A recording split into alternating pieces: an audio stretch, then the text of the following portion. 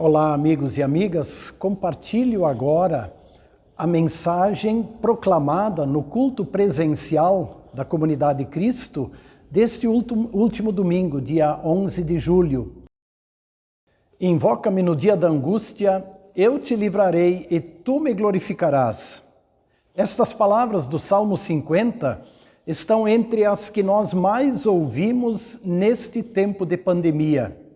Como também as palavras do Salmo 120, verso 1. Na minha angústia clamo ao Senhor e Ele me ouve. Em meio às angústias e às aflições, os cristãos oram. Os cristãos clamam pela misericórdia e pelo socorro de Deus. Mas, em meio às angústias e às aflições, nem sempre é possível formular e elaborar uma oração. Nas angústias e nas aflições, nossas orações se assemelham muito mais ao choro de uma criança que, quando cai e rala o joelho, começa a chorar e a gritar pela ajuda e pela presença do pai e da mãe. Assim também,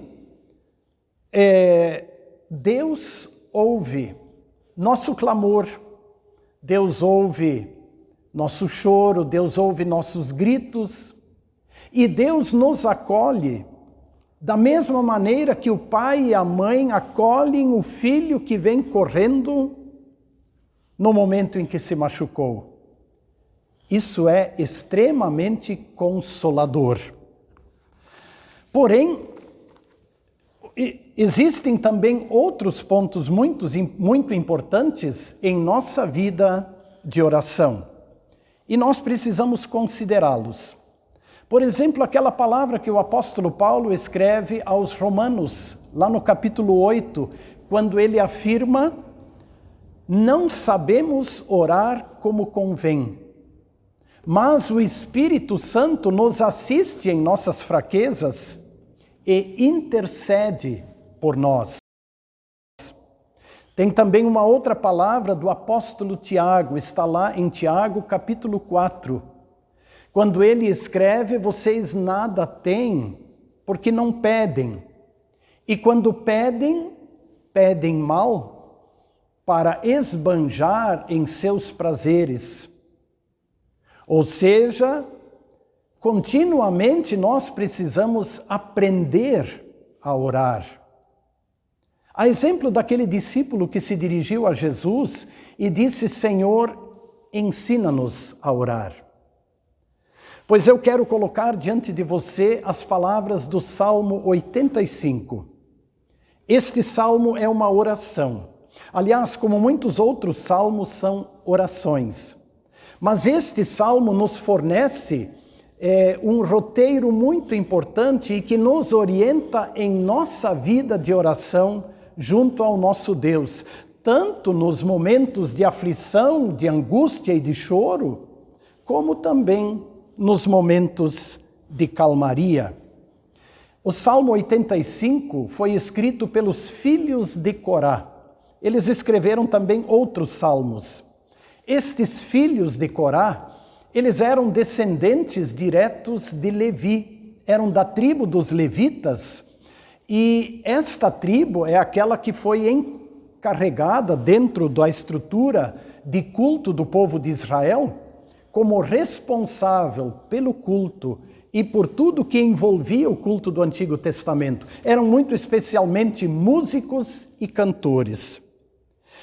Tanto quanto nós sabemos, este salmo ele foi composto num momento histórico importante, mais ou menos 500 anos antes da vinda de Cristo, quando os filhos de Israel que haviam sido levados escravos para a Babilônia puderam retornar, ou muitos deles puderam retornar para reconstruir a cidade de Jerusalém, os muros ao redor da cidade e especialmente o templo. Só que esse momento foi um momento de muita insegurança, muitas ameaças. Por quê? Porque os povos vizinhos não queriam a reconstrução de Jerusalém. Não queriam que novamente Jerusalém fosse uma nação ou uma cidade fortificada. Por isso, em meio às ameaças, em meio às aflições, os filhos de Corá elevam sua oração a Deus, clamam, suplicam e cantam. E repito, a estrutura deste salmo, ela nos fornece um lindo modelo de oração. Acompanhem. Primeiro, eles olharam para o passado, eles olharam para trás. Isso está nos versos 1, 2 e 3 do Salmo 85. Eles lembraram o que Deus havia feito por eles e para eles. Reconheceram a culpa que os levou para a escravidão, mas lembraram daquilo que Deus havia feito pelo povo, trazendo-os de volta para Jerusalém. Lembraram como Deus tinha sido generoso com eles no passado. Frases como estas, eles elevaram a Deus. Senhor, favoreceste a tua terra, fizeste com que Israel prosperasse novamente, perdoaste os seus pecados. Irmãs e irmãos, como é importante olhar para o passado quando nós oramos. E então lembrar como Deus foi e tem sido generoso conosco. Como é importante olhar para o passado e ver que a nossa oração não é uma coisa de momento, não é um tiro no escuro, mas a nossa oração está inserida dentro de uma caminhada com Deus, em comunhão com Deus. Eu cito também um outro salmo, Salmo 71. Lá tem também uma linda oração. Salmo 71 é conhecido como a oração do idoso. O salmista ora e diz: Tu me tens ensinado, ó Deus, desde a minha mocidade. Não me abandone ou não me desampare agora que estou velho. Observaram? É uma caminhada com Deus, desde a mocidade até a velhice. Por isso, o salmista, ao orar, ele tem familiaridade com Deus. Deus não é um estranho para ele, mas ele caminhou em sua vida com Deus. Isso faz diferença. Quando você e eu oramos, é muito importante olhar para o passado. Sim, olhar para as bênçãos e para o cuidado de Deus, mas, sobretudo, olhar para a cruz de Jesus. E lembrar que na cruz de Jesus, Deus demonstrou todo o amor, toda a misericórdia, toda a bondade para com a humanidade. Porque foi na cruz que Jesus assumiu o pecado e a culpa de todas as pessoas, trazendo perdão, salvação e vida eterna. Por isso, é importante olhar para Jesus e lembrar daquilo que Paulo escreveu aos Romanos: se Deus não poupou seu próprio Filho, mas por todos nós o entregou, porventura não nos dará graciosamente com ele todas as coisas? Bom, voltemos ao Salmo 85. Após reconhecerem a bondade de Deus e as bênçãos do passado, os filhos de Corá fizeram então a súplica, considerando os problemas e as aflições do momento, especialmente a ameaça dos povos vizinhos, que queriam a todo custo frustrar a reconstrução da cidade e do templo. A súplica deles está nos versos 4 a 7.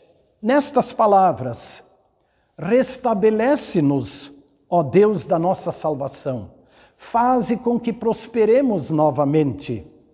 Retira de sobre nós a tua ira, mostra-nos a tua misericórdia e concede-nos a tua salvação. Aí eles são bem objetivos no problema que enfrentam.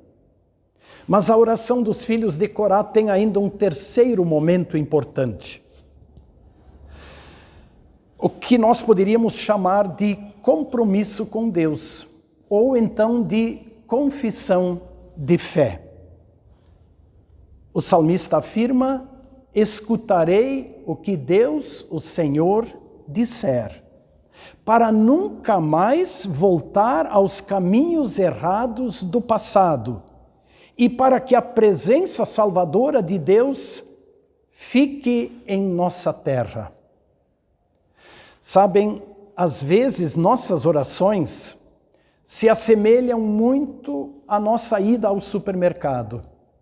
Quando vamos ao supermercado, fazemos uma lista do que falta, compramos, voltamos para casa e não temos nenhum compromisso com o supermercado. Isso às vezes acontece na oração.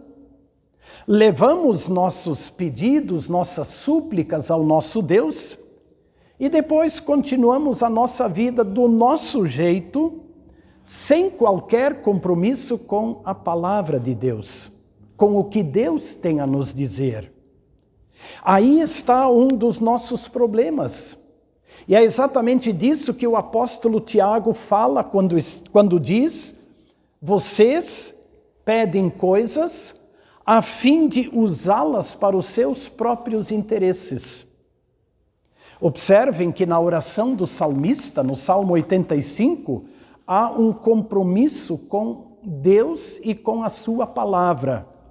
Escutarei o que Deus, o Senhor, tem a dizer, para nunca mais voltar aos caminhos errados do passado. Mas ainda dentro desse contexto do Salmo e da volta do povo de Israel para a reconstrução de Jerusalém, houve um outro momento muito bonito e significativo. Quando, após o templo estar sendo reconstruído, a lei de Deus, dada por intermédio de Moisés, foi novamente lida na presença do povo. Isso está no livro de Neemias, capítulo 8. Reunidos desde o amanhecer até o meio-dia, todos estavam com os ouvidos atentos à lei do Senhor e concordavam com a lei do Senhor, dizendo amém, amém, e se ajoelhavam e rendiam louvores a Deus. E ainda o texto continua dizendo que muitos choravam neste momento ao ouvirem novamente a lei do Senhor. Repito, um dos problemas do ser humano é dirigir suas orações a Deus, mas depois virar-lhe as costas, ignorar seus mandamentos, ignorar sua palavra e suas promessas. Precisamos refletir sobre isso, para que isso não aconteça conosco. Mas eu quero citar mais um exemplo que também vem lá do Antigo Testamento e tem a ver com este compromisso em ouvir o que Deus tem a dizer. Houve um momento que o povo de Israel esteve dividido, isso depois do ano 900 a.C., por conflitos internos, Israel se dividiu em Reino do Norte e Reino do Sul. Num determinado momento, Deus enviou o profeta Amós, que era do Reino do Sul, para que ele anunciasse a palavra de Deus no Reino do Norte. Só que o sacerdote Amazias, lá do Reino do Norte, não quis permitir que Amós profetizasse lá. Amazias disse o seguinte: saia daqui, vidente, fuja para a terra de Judá e vai ganhar a tua vida por lá, porque aqui você não poderá profetizar. Mas Amós, o profeta do Senhor, se posicionou e ele disse: olha, Amazias, eu não sou nenhum profeta profissional, nem sou filho de profetas. Eu sou um agricultor, Deus me tirou de trás do arado de bois para me trazer aqui para anunciar a sua palavra. Portanto, agora ouça a palavra do Senhor, pois assim diz a palavra do Senhor. E como nós costumamos dizer, Amazias teve que ouvir a palavra do Senhor na marra. E ele ouviu o que Deus tinha a dizer para Israel naquele momento. É certo, irmãos e irmãs, que nós não somos rebeldes ao que Deus tem a nos dizer. Mas o nosso problema é que às vezes nós somos totalmente indiferentes ao que Deus nos diz na sua lei e nas suas promessas. Eu vejo que o nosso problema está muito mais aí. Buscamos o socorro divino, mas nem sempre estamos prontos para ouvir o que Deus tem a nos dizer. O apóstolo Paulo nos lembra que a palavra de Deus está perto de nós, ela está no nosso coração. Deixemos que a palavra de Deus nos guie, nos mostre a lei de Deus e nos mostre o seu grande amor. Precisamos entender que continuamos em meio a uma grande epidemia. Ela ainda não passou. Embora em alguns países do mundo parece que a vida voltou ao normal, aqui no Brasil estamos vivendo e continuamos em meio a muitas aflições.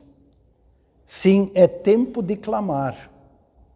É tempo de suplicar pelo socorro de Deus. Mas, com base no Salmo 85, eu diria, é tempo de olhar para trás e ver como Deus tão bondosamente nos conduziu até aqui. E, sobretudo, olhar para Jesus, porque lá Deus mostrou que Ele é por nós. Jesus na cruz nos mostra que Deus é por nós. E então fazer com toda a clareza nossas súplicas, fazer com que cheguem a Deus nossas súplicas, também nossos gritos, nossos choros, naqueles momentos em que nós nem conseguimos mais formular palavras, apenas conseguimos chorar. Sim, Deus nos ouve e nos acolhe, mas também lembrar que nós precisamos estar comprometidos com o nosso Deus e a sua palavra. E para que nossas orações, repito, não sejam tiros no escuro, mas que eles sejam reflexos de uma caminhada com Deus, porque ouvindo o que Deus tem a dizer na sua palavra, nós criamos intimidade com nosso Deus. Podemos chamá-lo de Pai, e como Pai, Ele nos ouve e nos acolhe, a exemplo do pai e da mãe, que acolhem e abraçam o filho que vem chorando. Confie nisso. Vive em paz. Amém.